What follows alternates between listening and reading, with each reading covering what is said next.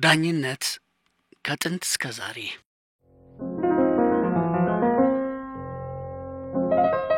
በአብዛኛው የሀገራችን ክፍል እስከ 19ኛው መቶ ክፍለ ዘመን ድረስ በሕግ የተቋቋሙና የስልጣን ደረጃቸውን የጠበቁ ፍርድ ቤቶች አልነበሩም።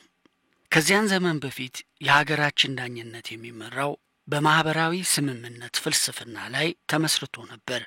መደበኛ ወይም ኦፊሴላዊ ያልሆኑ የስልጣን ደረጃቸው ከመንደር ሽማግሌ ጀምሮ ወደ በላይና ከዚያም ወደ ንጉሱ ችሎት የሚደርስ የሽምግልና ወይም በአስታራቂነት መንፈስ ላይ የተመሰረተ የዳኝነት ስርዓት ነበረን።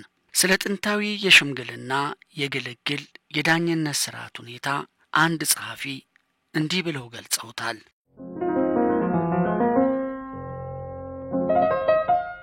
የዳኝነት ስርዓት እርስ በርሳቸው የሚጻረሩ ሁለት ገጽታዎች ነበሩት። አንዱ በጣም ዲሞክራት ሲሆን ሌላው ደግሞ በጣም የተማከለ ነበር። ዲሞክራት የነበረው አብዛኛዎቹ ኢትዮጵያኖች በዳኞች ፊት ቀርበው ከሚያሳዩትና በሚያደርጉት የሙግት ሁኔታ የሚታይ ነበር። በዳኝነቱ ስነ ስርዓት ወይም ሂደት ተሟጓቾች ወይም ተመልካቾች ጥልቀት ባለው ፍላጎትና ሁኔታ ተሳትፎ ያደርጉ ነበር። በሙግት ጊዜ በሚያቀርቡት ክርክርና እሰጣ አገባ ብዙውን ጊዜ የዳኝነቱን ቦታ የመዝናኛና የመደሰቻ መድረክ ያደርጉት ነበር። አንድ ሌላ ጸሐፊ ደግሞ ኢትዮጵያውያን የታወቀ ችሎታና በከፍተኛ ደረጃ የሕግ ዕውቀት ያላቸው ሰዎች ክብር ይሰማቸዋል፣ ይህ ፍትሐዊነትም ከመጥፎ ጠላቶች እንዳንዱ አድርገው ይቆጥሩታል። በሌላ መልኩ ስለ ጥንት ዳኝነት ሁኔታ በዚህ መቶ ክፍለ ዘመን መባቻ እስከ ጣሊያን ወረራ ድረስ በነበሩ ጊዜያት ውስጥ ክርክር ይካሄድ የነበረው በሶስት ደረጃ ነበር። በዝቅተኛ ደረጃ ለንጉሠ ነገሥቱና ለጠቅላይ ግዛቱ ገዢ ታማኝ የሆኑ የአካባቢው ባላባት ዳኛ ሆኖ ይሰራ ነበር። በዚያን ጊዜ ርስት ከአባት ወደ ልጅ ይተላለፍ ስለነበር የዳኝነቱም ስልጣን በውርስ ከአባት ለልጅ ይተላለፍ ነበር። ስለዚህ ሁኔታ ጂሲ ሆተን የተባለ ደራሲ አቢሲኒያና ሕዝቧ በሚል መጽሐፉ በእያንዳንዱ መንደር በምንም መንገድ የማይሻር ከዘር ተያይዞ የመጣ ሹመት ያለው አንድ ሰው አለ። የተጻፉ ሕጎች በሌሉበት ቦታ በብጥብጥ መካከልና ነገስታትና ገዢዎች በፍጥነት ይለዋወጡ በነበረበት ወቅት የሰላም ጭላንጭል ሊታይ የነበረው በዚህ ሹም መኖር ምክንያት ነበር። ይህ ቀን ሹም ካለቃው ከሚሰበስበው የአገልግሎት ግብር ከ10 እጅ አንዱን እጅ ለራሱ ይወስድ ነበር። በሁለተኛ ደረጃ የነበረው ዳኛ ምስለኔ ይባል የነበረ ሹም ነው። ከምስለኔው ፍርድ ይግባኝ ይባል የነበረው ለጠቅላይ ሀገረ ገዢው ለተሾመ ወንበር ለተባለው ዳኛ ነበር። ወንበር የተባለው ፍርድ ቤት እንዴት እንደተቋቋመ ብላቴን ጌታ ማህተመ ሥላሴ ዝክረ ነገር በተባለ መጽሐፋቸው እንዲህ በማለት በዚህ አሁን ባለንበት ግዛት ራስ ካሳ ጠቅላይ ገዢ ብቻ ሳይሆኑ ዋና ዳኛም ናቸው። ለዚያም መሰለኝ ወደዚህ ግዛት ከገባን ቀን ጀምሮ የአካባቢው ነዋሪዎች በየጊዜው እየመጡ ጌታቸው በሰላም ስለመምጣታቸው መደሰታቸውን ይገልጻሉ። አቤቱታዎችን ያቀርባሉ። እውነቱን ለመናገር አቤቱታዎቻቸው ይበዛሉ። ይኸው ዛሬም ራስ ካሳ ገና ከዙፋናቸው ከመቀመጣቸው የአደባባይ ፍትህ ፈላጊዎቹ የአካባቢው ነዋሪ ሰዎች ያደፈና በላያቸው ላይ ያለቀ ነጠላቸውን አያይዘው ግራና ቀኝ እጆቻቸውን በማሰር በራስ ካሳ ችሎት ፊት ለፊት ለመቅረብ ለዓመታት ጠብቀዋል እና ዛሬ እቺ ዕድል እንዳታመልጣቸው ባለ በሌላ ኃይላቸው በፊታቸው የቆመውን ሕዝብ እየገፉና ዱላ ቀረሽ ጭቅጭቅ ውስጥ እየገቡ ሁሉም ወደፊት ይላሉ። አዎ ይህን አይነቱ የአደባባይ ችሎትና ፍትህ ምን ያህል የአእምሮ እርካታ እንደሚያስገኝ የሚገባው ኢትዮጵያዊ ብቻ ነው። ኢትዮጵያውያን በተፈጥሮ ነገረኞች ሆነው ሳይሆን የእያንዳንዱ ኢትዮጵያዊ ትልቁ ምኞት በአደባባይ ችሎት ላይ ቆሞ ንግግር አዋቂነቱን ማሳየት ነው። የአይነቱ አጋጣሚ ደግሞ ከፍ ላለ ሹመትም መንገድ ከፋች ብቻ ሳይሆን በአካባቢው ነዋሪዎች መካከል ከሶም ይሁን ተከሶ በችሎት ስላደረገው ንግግር ለዓመታት ሲወራለት ይኖራል። አዎ እውነቱን ለመናገር እያንዳንዱ ኢትዮጵያዊ በተፈጥሮ በታላቁ ንጉሥ በቴዎድሮስ አምላክ በሚዬ ምኒልክ እኔ ገብረ ጊዮርጊስ የራስ ካሳ ታማኝ አሽከር ብሎ ገብረ ጊዮርጊስ በጎረቤቱ ላይ ክሱን በራስ ካሳ ችሎት ፊት ይጀምራል። ከሳሽ ገብረ ጊዮርጊስ ጎረቤቱን በመታት በጥንቆላና በድግምት ላሜን ጡቷን አድርቆ ለዓመታት አመሰናት መሲና አደረጋት ሲል ክሱን ሰነዘረ። ይህን ክስ በራስ ካሳ ችሎት ሲያቀርብ ገብረ ጊዮርጊስ የችሎት ደንብ እንደሚያስገድደው ሁሉ ያሮጌ ነጠላውን ሁለት ጫፎች በብብቱ ስር ያስርና ወደ ታች እንደ ቀሚስ ለቆ በመሬት ላይ የሚጎተቱትን ሁለቱን የነጠላ ጫፎች ወደ ላይ ወስዶ በትከሻው ላይ ጣል ያደርጋቸውና ከቆመበት ቦታ የቀኝ እጁን ጣቶች ካፉ ላይ ይይዝና ወደ ራስ ካሳ ዙፋን ተንደርድሮ እየሮጠ አጠገባቸው ሲደርስ እንደምንም ይቆምና ልክ ካፉ የወጡትን ጣፋጭ ቃላት ለራስ ካሳ እንደሚወረውር ሁሉ ጣቶቹን ወደ ራስ ካሳ ያወናጭፋቸዋል። በእንዲህ አይነት ሁኔታ እየተንደረደረ ቃላቱን አሽጎድጉዶ ወደ ቦታው ይመለስና ነጠላውን እንደገና አስተካክሎ እንደገና እየተንደረደረ ሮጦ ለዓመታት የተዘጋጀባቸውን ቃላቶቹን ወደ ራስ ካሳ ዙፋን ይወረውራል። ተከሳሽ ለጊዜው በቦታው ቆሞ ተራው እስኪደርስ ድረስና በታላቁ የዙፋን ችሎት ፊት እሱም እንደ ከሳሽ ጎረቤቱ ንግግር አዋቂ መሆኑን ለጠቅላላው ሀገር ለማሳወቅና ጎረቤቱ እንደወነጀለው መተተኛና ድግምተኛ እንዳልሆነ ለማሳወቅ ትዕግስት አጥቶ በልህ ይንቀጠቀጣል፣ ጥርሱን ያፏጫል። ገና ተከሳሽ ክሱን አቅርቦ ትንፋሹን እንኳን ሳይውጥ ተከሳሽም ልክ እንደ ከሳሽ ጎረቤቱ ሁሉ ያችን ያደፈችውንና በመበጣጠስ ላይ ያለችውን ነጠላውን አስተካክሎ እግዚአብሔር ምስክሬ ነው እያለ ሌባ ጣቱን ቀስሮ ወደ ሰማይ ሲያሳይ ቆይቶ ባንገቱ ያሰራትን ማተቡን አውጥቶ ለምናልባቱ ብሎ ደጋግሞ እየሳማት ድግምተኛና መተተኛ ለመሆኑን እያስረዳ የተከሰሰበትን ጉዳይ ራሱን ያለ ጠበቃ ወይም ነገር ፈጅ ተከላከለ ሲል ተከሳሹ ማተቡን ስሞ ወደ ውስጥ እንኳን ገና ሳይከታት ገብረ ጊዮርጊስ እንደገና ወደ ዙፋን ችሎት እየተንደረደረ በድጋሚ ክሱን በተመረጡ ቃላት አጣፍጦ አቅርቦ ወደ ቦታው ተመልሶ ነጠላውን ሲያስተካክል ህዝቡም ጸጥ ረጭ ብሎ በሚጠባበቅበት በዚያሽ ቅስፈት አንድ የራስ ካሳ ወታደር ምን ያለው ከብት ነው ሲል አስተያየቱን በገብረ ጊዮርጊስ ላይ ሲሰነዝር ወይም አናንቆ ሲሳደብ በዚያችው ቅስፈት ገብረ ጊዮርጊስ ሰምቶት ኖሮ ገብረ ጊዮርጊስ ድምጹን ወደ ሰማበት አቅጣጫ ፊቱን አዙሮ የታባቱንስና የውሻ ልጅ ብሎ ተሳደበ። የተሰደበ ወታደር አይኑን ጎልጉሎ ጎራዴውን መዞ ያን ሁሉ የተሰበሰበ ህዝብ በምን ሁኔታ ዘሎ ገብረ ጊዮርጊስ አጠገብ እንደደረሰ ሳንገነዘብ የገብረ ጊዮርጊስን አንገት እስከ መጨረሻው ሊቀነጥላት ሲል የወታደሩ ጓደኞች ደርሰው ያችን ቀጭን አንገት ከመቀንጠስ አዳኗት። አዎ በኢትዮጵያ እንዲህ ያሉ የከፉ ስድቦች ብዙ ቢሆኑም የኢትዮጵያን ወታደር አባትህን የማታውቅ የውሻ ልጅ ብሎ መስደብ ግን ናግደለኝ እንደማለት ነበር። ራስ ካሳ ለጥቂት ጊዜ እንኳን መሳቃቸውን ያላቋረጡት አሁን ምልክት ሲሰጡ በዚያ ችሎት የተሰበሰበው ሰው ሁሉ ጸጥ አለ። ወዲያው ራስ ካሳ በተረጋጋ መንፈስና ድምጽ ፍርዳቸውን ሲሰጡ ተከሳሹ ገብሬ እውነት እንዳለው አስረግጠው ከተናገሩ በኋላ ገብረ ጊዮርጊስን ወደፊት ከብቶቹን በደንብ እያበላ እያጠጣ እንዲንከባከባቸው ጭምር አስጠነቀቁት። ይኸው የራስ ካሳ ውሳኔ ይግባኝ የሌለው የመጨረሻ ፍርድ መሆኑን ነግረው የዛሬው ችሎት በዚህ ተፈታ፣ ተበተነ፣ አለቀ።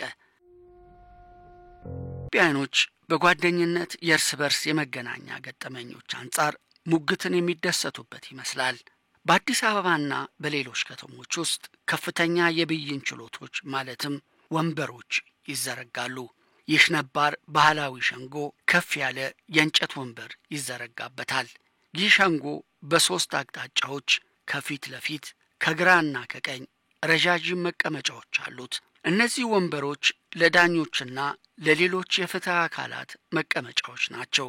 የሸንጎው መቆሚያ አራተኛው ማዕዘን አቤቱታ የሚያሰሙ ተከራካሪዎች መቆሚያ ነው። ተሟጋቾች በጉዳያቸው ላይ ያላቸውን ክርክር በነጻ እንዲያሰሙ የፈለጉትን ያህል ጊዜ ይሰጣቸዋል። የጊዜ ዋጋ በኢትዮጵያ እጅግ ያነሰ ነው። ቀደም ብሎ የክርክሩን ፍሬ ነገር ያላየና ያልተዘጋጀ ዳኛ ወይም ሹም በመጨረሻ ውሳኔውን ይሰጣል። ውሳኔውም በተከራካሪ ወገኖች ተቀባይነት ሊኖረው ወይም ላይኖረው ይችላል። ተከራካሪ ወገኖች በጉዳዩ ካልተስማሙ ጉዳዩን ወደ ከፍተኛ የመንግስት ፍርድ ቤት ይወስዱታል። ከዚህ በተሻለ ብይን በተፋጠነ ሁኔታ የሚሰጥበት ስርዓት የለም። ወጪውም በእርግጥ እጅግ በጣም ውድ ነው። የኢትዮጵያን ባህላዊ ሸንጎ በተመለከተ ብዙ ጊዜ በመንገድ ዳር በድንገት የሚቆም ሸንጎ ብይን ይሰጥ ነበር። ይህም ጠቃሚና አስደሳች የሚሆንበት አጋጣሚ ብዙ ነው። በዚህ ሸንጎ ላይ በዳይና ተበዳይ ጉዳያቸውን ያስረዳሉ።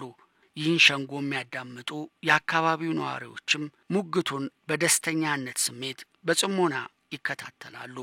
የክርክሩ ሂደት ላይ የሚታዩ ትዕይንቶች መንፈስን ቀስቃሽ የሆኑ የፍርድ ሂደቶች እንደ ብሔራዊ የስፖርት ቅስቀሳ አይነት የአዝናኝነት ስሜትን ይፈጥራል። የዳኝነት አሳጣጥ ስርዓቱም ተወዳጅነት ያላቸው ማህበረ ባህላዊ ታሪካዊ ድርጊቶች ተደርገው የተወሰነ መካከል ግጭትና ቅራኔ ሊፈጠር ስለሚችል ይህን ቅራኔ የሚዳኙ ሽማግሌዎች በቤተ ዘመድ ጉባኤዎች አማካኝነት ተመርጠው እንዲዳኙ ይደረጋል።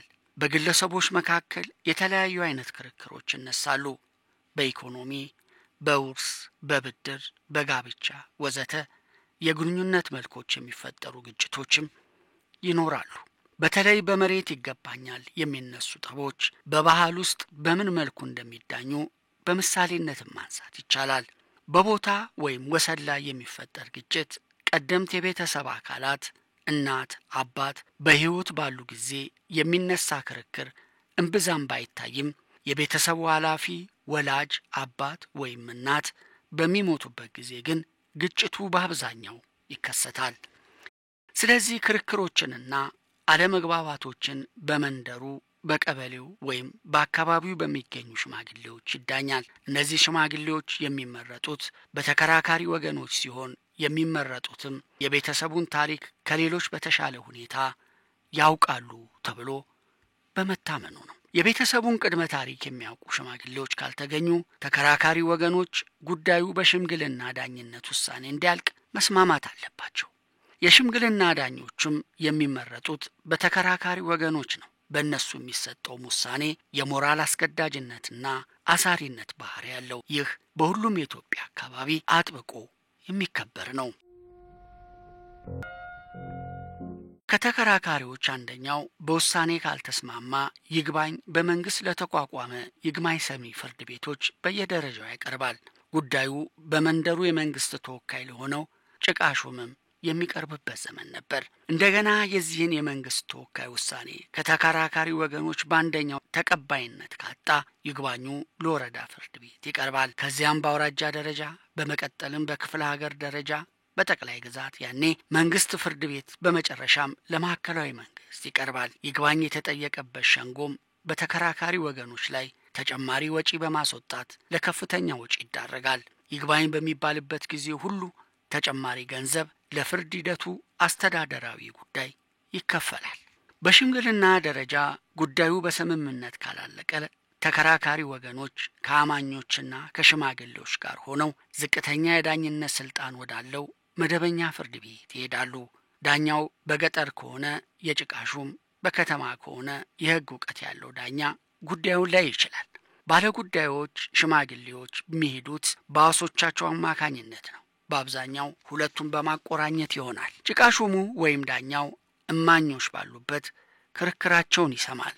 በዳኛው ፊት የሚደረጉ ክርክሮች ልማዳዊውን የክርክር አካሄድ በመጥቀስ የሚከናወን ሳይሆን ተሟጋቾች በንግግር ችሎታቸው ባላቸው ዕውቀት ተጠቅመው በሚያቀርቡት ግጥማዊ የሸንጎ ቋንቋ የብቃት ደረጃ ነው። ዳኛው ሲፈርድ ለፍርዱ ማስፈጸሚያ ገንዘብ እንዳይጠፋ በማለት ሁለቱም ተከራካሪዎች ዋስ ይጠሩ ነበር። ክርክሩም የሚካሄደው በእሰጥ አገባ ነበር። አብዛኛው ጊዜ ውርርዱ የስሜት መግለጫ እንጂ ውሳኔው ለእኔ ያደላል ወይም ጉዳቴን ያስረዳል በሚል አይደለም። የተረታው ወገን እሰጥ አገባ ብሎ ያወረደውን የውርርድ ግምት ለዳኛው ይከፍላል። ይግባኝ ከጠየቀ ክፍያው ታግዶ ይቆያል። ክርክሩም የሚሰማው በእማኞች ፊት ነው። እማኞችም ተከራካሪ ወገኖችን በመጠየቅ ጉዳዩን ሊያጣሩ ይችላሉ። ክርክሩን ከጨረሱ ጸሐፊው ያሰፈረውን የክርክር ሐሳብ በሁለቱም ወገኖች ፊት ያነባል። የሚስተካከል ካለ ያስተካክላል። ጸሐፊውም ሆነ እማኞቹ ሐሳባቸውን ይሰጣሉ። ይህም ተከራካሪ ወገኖች ከላይ እንዳየነው የሰጣ ገባ ክርክራቸውን እንደፈጸሙ ከቆሙትና ከተቀመጡት መካከል እማኞች በአጋፋሪ አስተባባሪነት እየተነሱ የመሰላቸውን እየተቹ ሐሳብ ይሰጣሉ። እማኞች ለመፍረድ ሲነሱም ይፍረድብኝ ይፍረድብኝ፣ ባደላም ያድላብኝ፣ በጌታዬ ጠላት ሰይፍ ይፍረድበት፣ ሞት ይፍረድበት፣ የራቀውን በመድፍ የቀረበውን በሰይፍ አርዶ ፈርዶ ይጣለው ብለው ንግግራቸውን በመጀመር ፍሬ ነገሩን አብራርተው ካስደመጡ በኋላ እገሌ ሲረታ ይታየኛል በማለት አስተያየታቸውን ይሰጣሉ። በመጨረሻም ዳኛው ወንበሩ ምክንያቱን ከተነተነ በኋላ እሱም በበኩሉ ሲፈርድ ግጥም ገጥሞ ነው። በወዳጅ ሲፈርዱ ክበድ ላም ሲያርዱ ሆድ ማርበድበዱ አንጀት መጉመዱ ብሎ ከገጠመ በኋላ እገሌ ፈርጄ ባለውና ውርርድህን አንሳ በማለት እንደ ነገሩ ሁኔታ በተከሳሹ ወይም በከሳሹ ላይ በመፍረድ ውሳኔውን ያሰማል። ከምስክሮቹ ሐሳብ የተለየ ውሳኔ የሚሰጥ ከሆነ ደግሞ የእሱ ሐሳብ ተለይቶ ይጻፍና የሌሎቹም ሐሳብ ይጻፋል፣ ይፈረምበታል። የተፈረደለት ባለ ጉዳይ ዳኛውን በማሞገስ የሚከተለውን ይላል። እገሌ ፈረደው ያዳል ጩቤ ያረደው፣ ፍርዱም አይገለበጥ እርዱም አይገላበጥ በማለት በፍርድ ቤቱ ያለውን ክርክር ይደመድማል። ይግባኝ የሚል ወገን ውሳኔው ለይግባኝ ሰሚ ፍርድ ቤት ይተላለፋል። ይግባኙ በየደረጃው የሚያቀርቡት ለአፈ ንጉሡ ፍርድ ቤት ከዚያም ለንጉሡ ነበር። ከላይ እንደተመለከትነው በዝቅተኛ ደረጃ ሙግት የሚካሄደው በእሰጥ አገባ መልክ ነበር። እሰጥ አገባ አዝናኝነቱና የሙግት ስርዓቱ የነበረበትን የብቃት ደረጃ በይበልጥ መረዳት ያስችላልና ትንሽ እንመልከተው። ተከራካሪ ወገኖች ሙግት ሲጀምሩ ከሳሽ ተከሳሽን ተጠየቅ ይለዋል።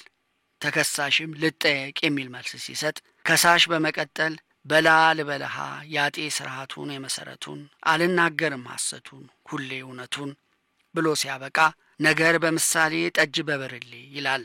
ላም ጠፍታበት የነበረ ግለሰብ ላሟን አርዶ በልቶብኛል ብሎ ከጠረጠረው ሰው ጋር ሲከራከር እንዲህ አለ። ላሜ ጠፍታ ከደጋ ስከተል መጣሁ በደም ፍለጋ፣ ብደርስ በፍለጋ ከደጅህ ሙዳ ስጋ ይዟል ልጅህ፣ ስለዚህ ላሜን ትከፍላለህ። ተከሳሽም ሲመልስ ደግሞ የሚከተለውን አለ። ላም ብትጠፋ ከደጋ አንተም ብትመጣ በደም ፍለጋ፣ ከደጅም ብታገኝ ሙዳ ስጋ፣ ከቤቴ በላይ አለ ተራራ መዘዋወሪያው የጅብ አሞራ፣ ከቤቴ በላይ ዛፍ አለ በመንገዱም ጅብ ይሄዳል፣ በዛፉም አሞራና ጅብ ሲጣለፉ ሙዳ ስጋ ቢተፉ፣ ነፍስ ያላወቀው ልጄ ቢያነሳ አያስከፍለኝም ነገርህን አንሳ። በእማኞች ትችትና አስተያየት ለተከሳሽ መልስ ዋጋ በመስጠት ከሳሽ ክሱን እንዲያነሳ ተደረገ ይባላል።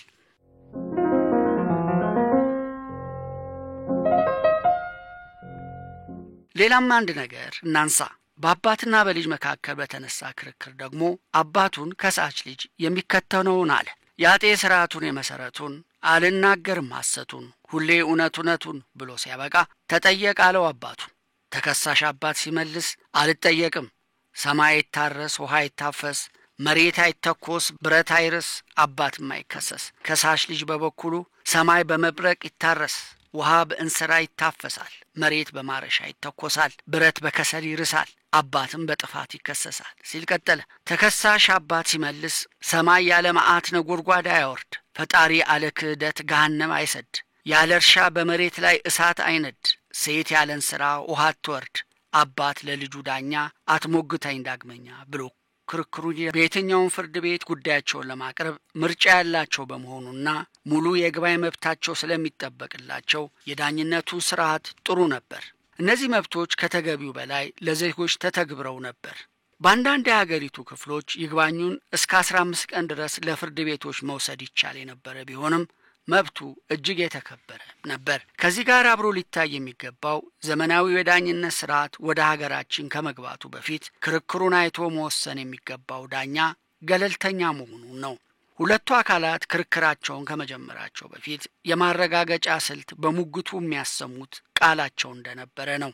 ከሳሽና ተከሳሽ ክርክራቸውን ከመጀመራቸው በፊት ዳኛው ከሳሹን ተሾም በማለት ክሱን እንዲያስረዳ ይጠይቀዋል። ከሳሹም ክሱን ይዘረዝርና እውነት ለመሆኑ ዋስትና ይሰጣል። ይህም በቅሎ ሰጥ፣ ፈረስ ሰጥ ወይም ማር ሰጥ በማለት ተከሳሽ ክሱን ካመነ አጉራህ ጠናኝ ብሎ ሐሳቡን ያቀርባል። ከሳሹም በአጉራህ ጠናኝ የተረታ መሐላ ገዳውን የተመታ በማለት ደስታውን ይገልጻል።